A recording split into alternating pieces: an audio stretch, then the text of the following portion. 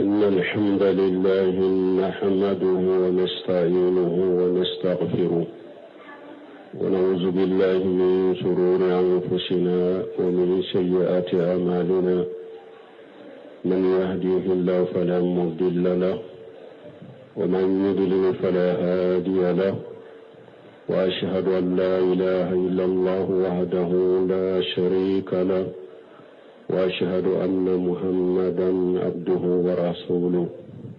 صلى الله عليه وعلى آله وأصحابه وسلم تسليما كثيرا.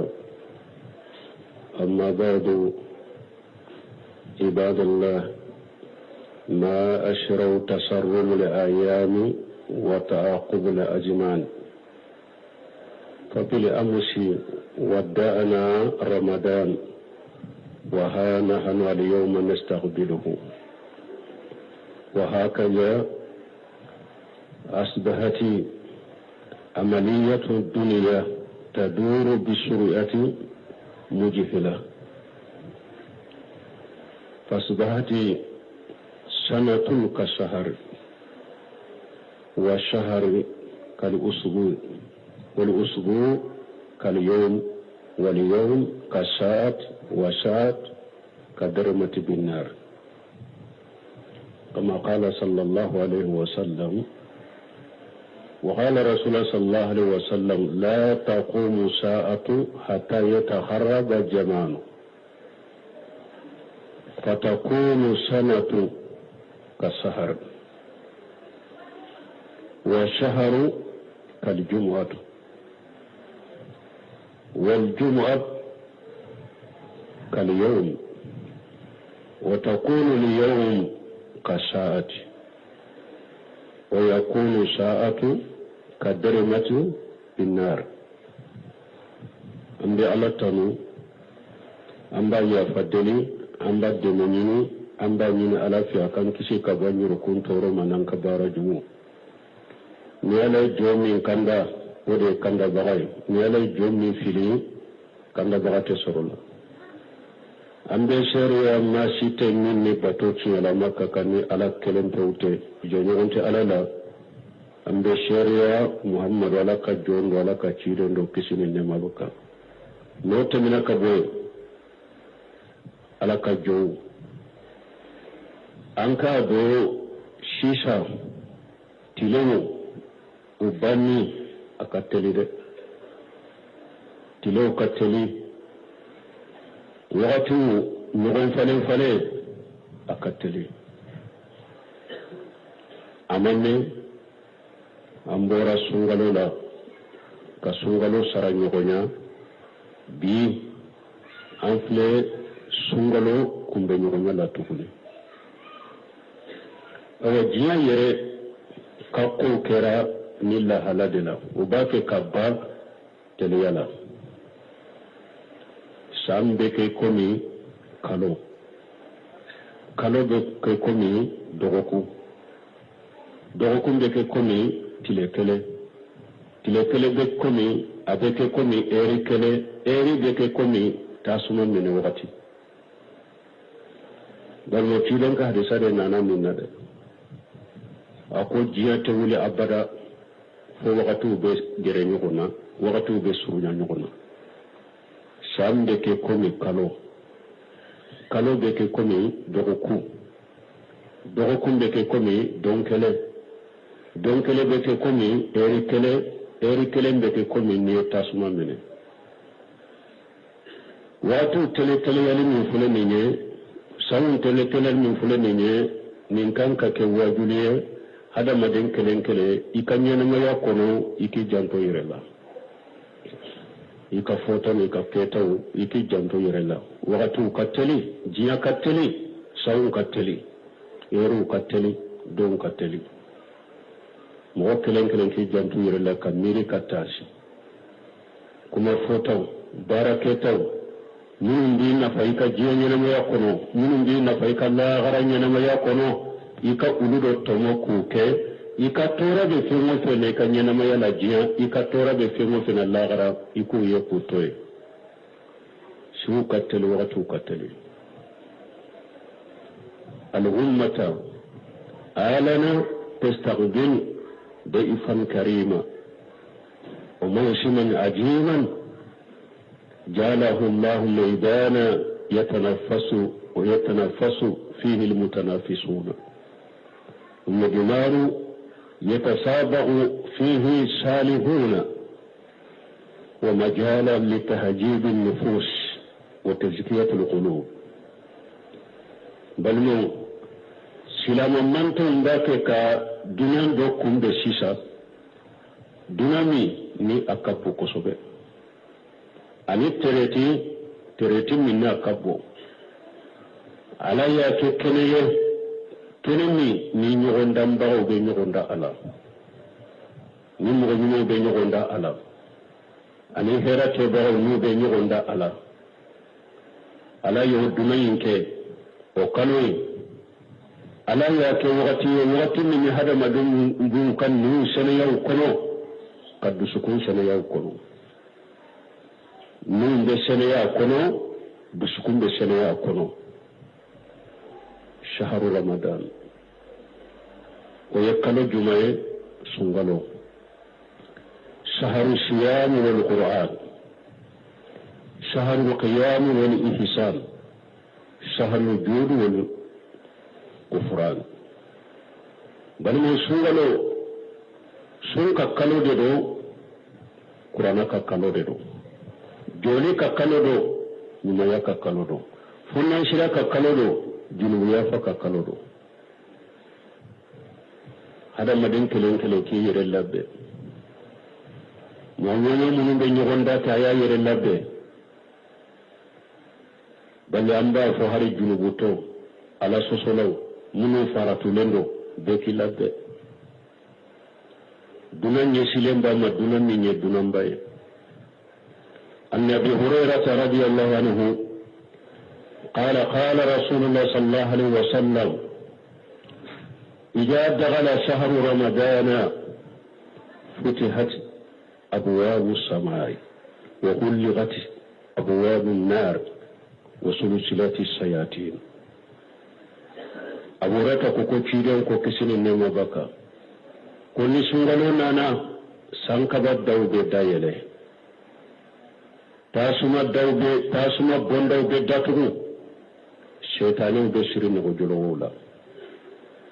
ni hadisa do nana nabi hurairah radiyallahu anhu قال قال رسول الله صلى الله عليه وسلم إذا كان أول ليلة من رمضان سفدت الشياطين ومردت الجن وغلقت أبواب النار فلم تفتح منها باب وفتحت أبواب الجنة فلم يغلق منها باب وينادي المنادي يا باغي الخير اقبل ويا باغي الشر اقشر ولله أطهاء من النار وذلك في كل ليلة أبو ريتا كو تشيدون كو نسونغالو دونا دبي سونغالو سوفلو شيطانين بمنا كوشري أني جنة كنا جلو سونغالو دبا سوفلو شيطانين بمنا كشري أني جنة كنا جلو وبمنا كشري تاسما بوندا ببدا تغو da kelente yelala abebe datu arjanna bunda bebe dayele da kelente tugu ala wala ni kira dobe wala ni kay awa hera nyini naw aya nyeshi de akana hera nyini naw aya nyeshi akana bone nyini baaw aw kaddan siralla wala ni kira dobe wala ni ka berni mfo awa sungalo depuis don folo fokata ba do be alaba ka jondo kan horonya ka bo jannaba tasmama balmo ni sungalo bayi asumbe ke sababu ka hada maden ni senaya kalli mun ya jiri ka alanya siranya dima qala ta'ala ya ayyuhal ladina amanu kutiba alaykumus siyam kama kutiba alal ladina min qablikum lallakum tattaqun alakum mu'minu ne ala yesun ka fardaye komi ni sunke mo ka farda chomi mo mun tamana awuni naw sunna sumbe ke sababu ye kake alaya sernya bagaye sumbe hada maden ni senya ka dusukun senya de kalli man yade sabati dusukun kono kala ya sernya gidi dusukun kono sumbo kede on balmo sumbe ke sababu ye ka hada maden mabbo jannaba tasmama tilen ko man sama yawma fi sabilillah ba'da Allah wajhahu an an-nar 70 kharifa tilen ko ni mo don kale ni ya su ala kasirala ala bi ni dawgo jannaba tasmama bu mabbo jannaba tasmama samba bi wala fula balmo nakira ko don kale su wa bi hada maden mabbo jannaba tasmama samba bi wala fula sungalo mumi sunidu wambal man kado sungalo sunu min fule ne islamiyya joshen do da fana buni al-islam ala khams shahadatu la ilaha illallah wa anna muhammadar rasulullah wa iqami salat wa ita'i zakat wa sawm ramadan wa hajj al-bayt man istata ila sabila sungalo sunu ne islamiyya joshen do da na be ciren ka disa sahlan kono chogomi jose dedo jose fana ala ko hadisul qudsiya kono ma taqarraba ilayya abudu bi shay ahabbu ilayya mimma aftadaratuhu alayhi ako jo ini regele ne ala la nibato shiye min kadinye katemenye min farda ya ika balmo sungalo suni abeke sababu ye ka hada maden ka junubu miso ku ya fa'iye qala sallallahu alaihi wasallam man sama ramadana imana wa ihtisaba kufira lahu ma taqaddama min jambi sidan ko din akoni mo min sungalo su illi mananindo ni alaye ka sunu liman yayi ka su fana ibado fana ko ala bi sallallahu gara yawmal qiyamah do ko abeke sababu ye junubu bila ko junubu mise alaba do ya faye bika junubu do ya fa balmo sungalo suni sirade do katari jannama de sungalo suni ye sirade na ba tigi sama katari jannama qala sallallahu alaihi wasallam inna fil jannati baban yuqalu lahu rayyan يدخل منه سائمون يوم القيامة فلا يدخل معهم أحد خيرهم يقال أين السائمون فيدخلون منه فإذا دخل آخرهم يغلق فلم يدخل معهم أحد هذا سهل كنو تيدنكو أكو بندا دوبي أرجانا كنو كوبافو وما قريان ko arjanna bonda dobe arjanna la ko ba to bonda ma ko arayanu ko o bonda sumba o de do kono ko mo shite do arjanna ka bonda min arayanu yo mo shite do kono ni sumba o to yo malaka ma do o ba ko sumba o be ni sumba o nana ni do na kono o be dan so mo shite do ka faruka donc sungalo sunni yo oye sirado kata arjanna ma arjanna doni balmo sungalo sunni ndeke qur'ana mun de kala hada maden ka su anika qur'ana kala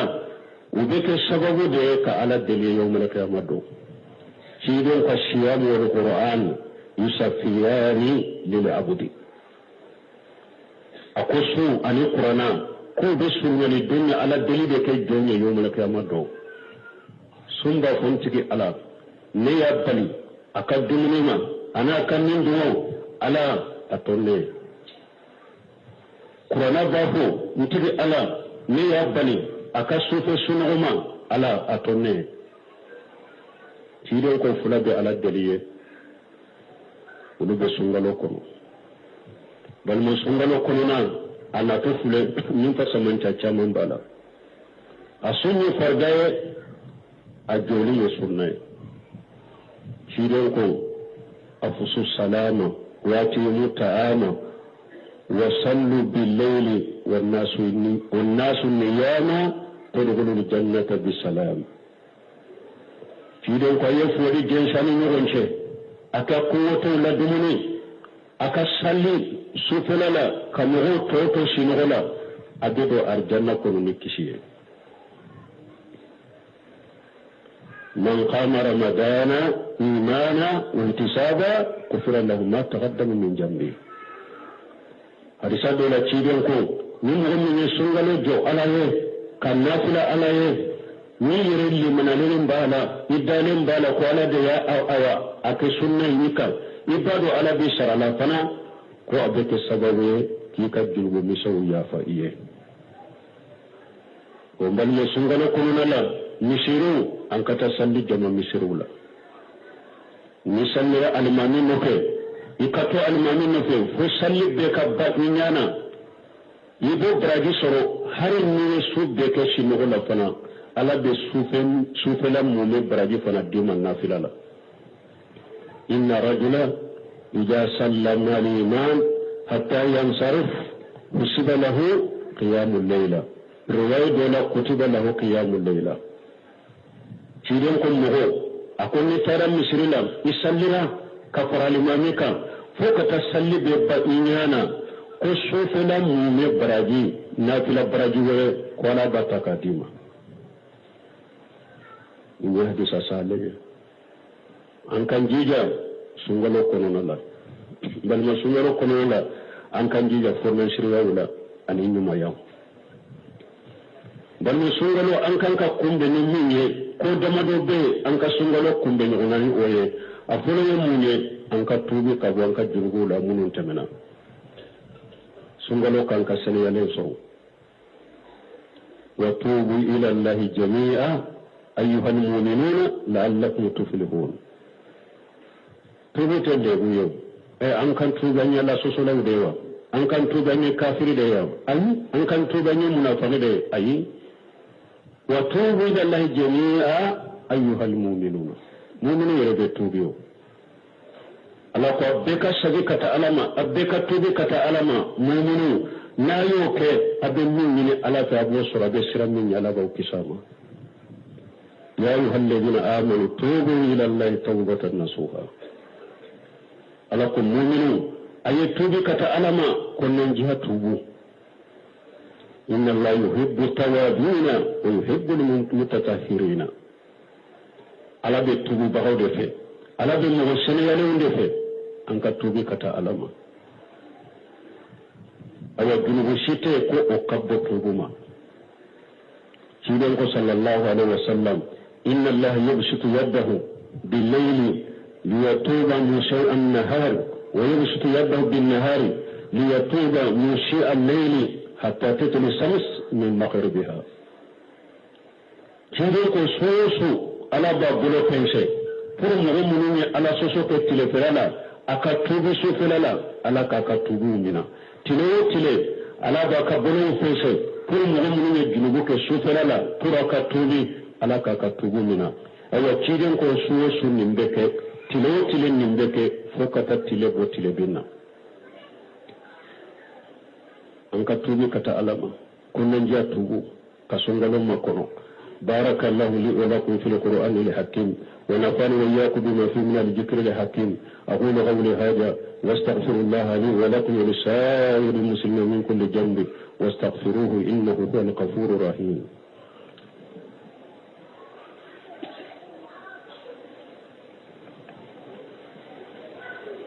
الحمد لله رب العالمين والصلاة والسلام على نبينا محمد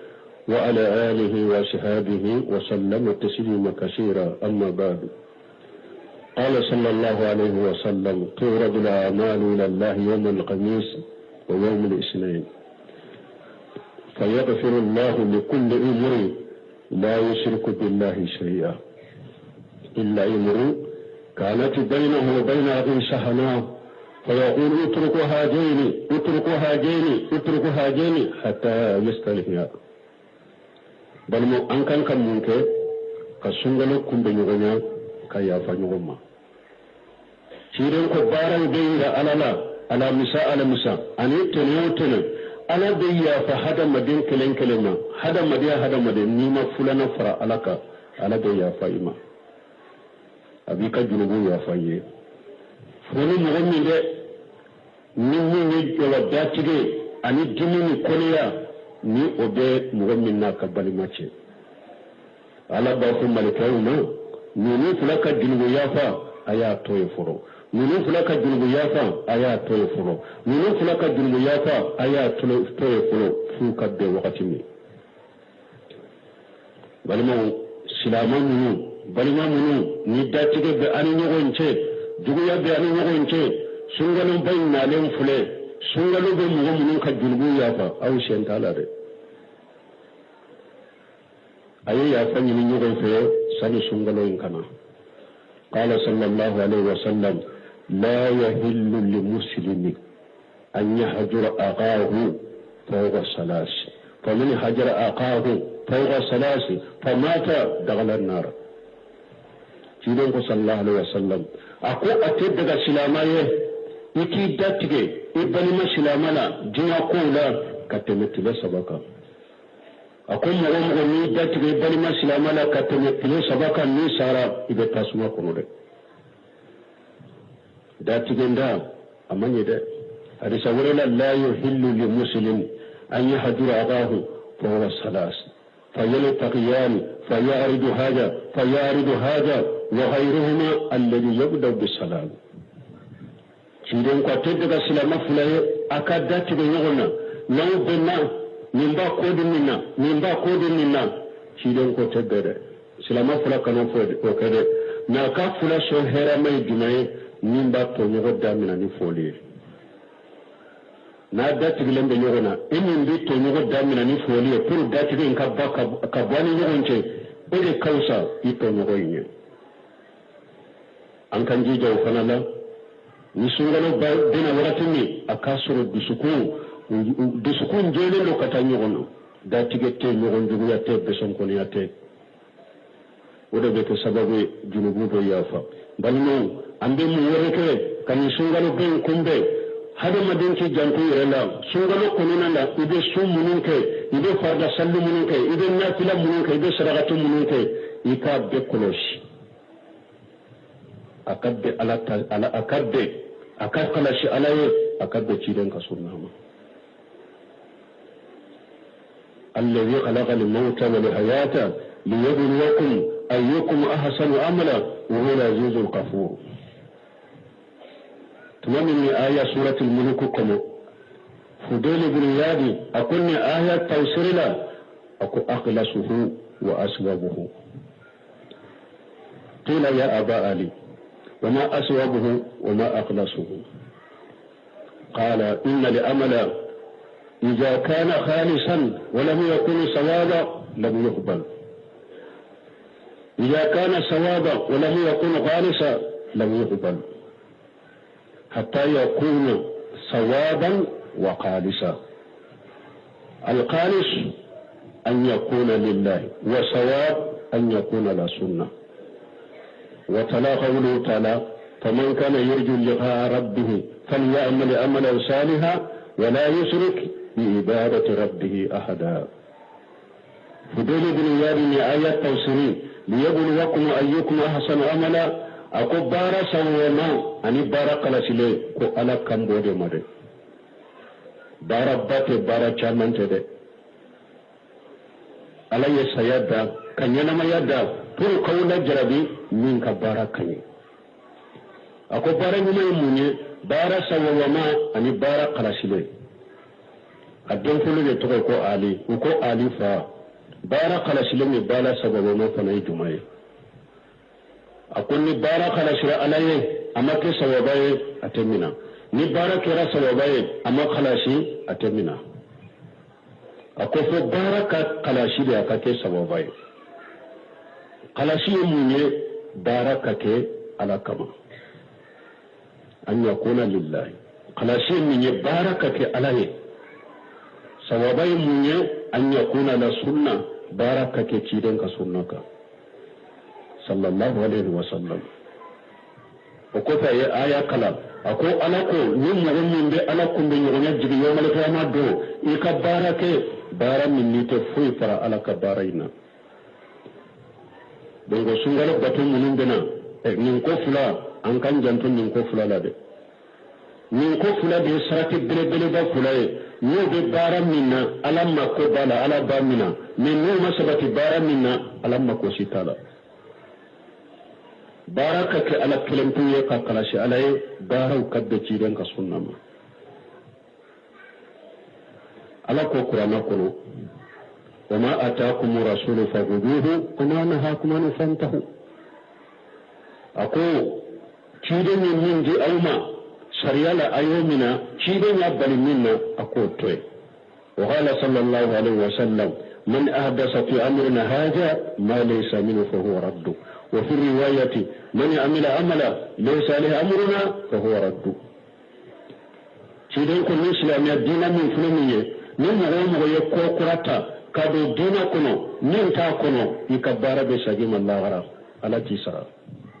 ناتشو دولا من مغوم ويبارك بارا من على سيدنا أمريكان تاكا يكبار بسجيم الله غرام donc on kan janto barake tawla ni fotaw ni fen fulaka sabatu kono ikhlasu bisukun ka kala sala ka ala kelentu kama wama umiru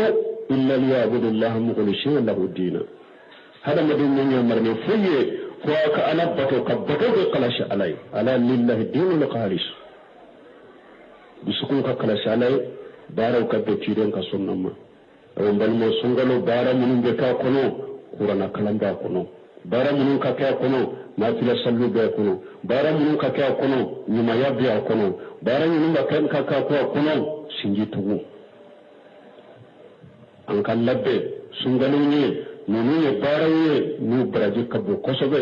sungalo kono ndi ala deli ala ka sungalo ala ka yira anyumala ka tubi ma yanye ka bonka junubu la kan kan li manuni ala yeserenyo jidi akono ka kenya dama sini kenya dama ani farifoni batula ka dusugun kalashi dama akono ربنا آتنا في الدنيا حسنة وفي الآخرة حسنة وقنا عذاب النار ربنا لا تزغ قلوبنا بعد إذ هديتنا وهب لنا من لدنك رحمة إنك أنت الوهاب اللهم اجعل الإسلام والمسلمين وأذل الشرك والمشركين ودمر أعداءك أعداء الدين برحمتك يا أرحم الراحمين اللهم صل على محمد وعلى آل محمد كما صليت على إبراهيم وعلى آل إبراهيم إنك حميد مجيد وبارك على محمد وعلى آل محمد كما باركت على إبراهيم وعلى آل إبراهيم إنك حميد مجيد وآخر الدعوانا الحمد لله رب العالمين.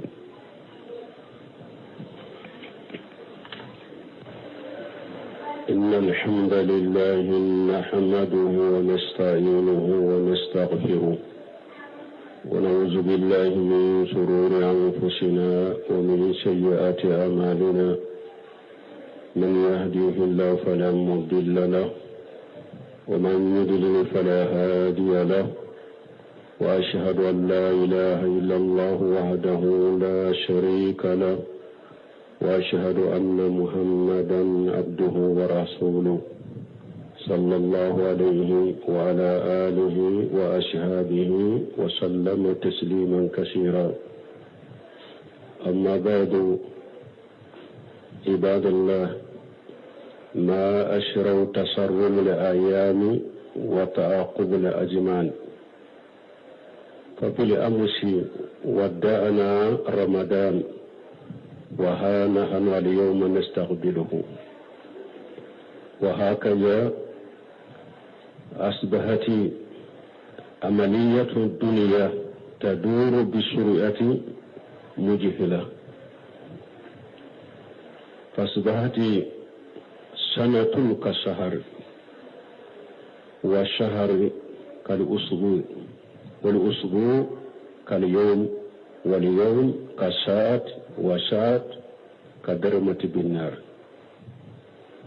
كما قال صلى الله عليه وسلم وقال رسول الله صلى الله عليه وسلم لا تقوم ساعة حتى يتخرج الجمال فتكون سنة كالسهر والشهر كالجمعة والجمعة كاليوم وتكون اليوم كساعة ويكون ساعة كدرمة بالنار أمبي على تنو أمبا يفدني أمبا دمنيني أمبا نين على في أكام كسي كباني ركون تورو منان كبارا جمو نيالي جومين كندا ودي كندا بغاي نيالي جومين فيلي كندا بغا تسرولا أمبي سيريا ما سيتي مني باتوكي على مكة كاني على كلم توتي جونيونتي على لا أمبي سيريا محمد ولا كجون ولا كتيرين رو كسيني نمابكا نوتي منك بوي على كجون أنكا دو شيشا تلمو ubani akateli de tilo kateli wakati ñogon fale akateli amanne ambora sungalo la ka sungalo sara ñogoña bi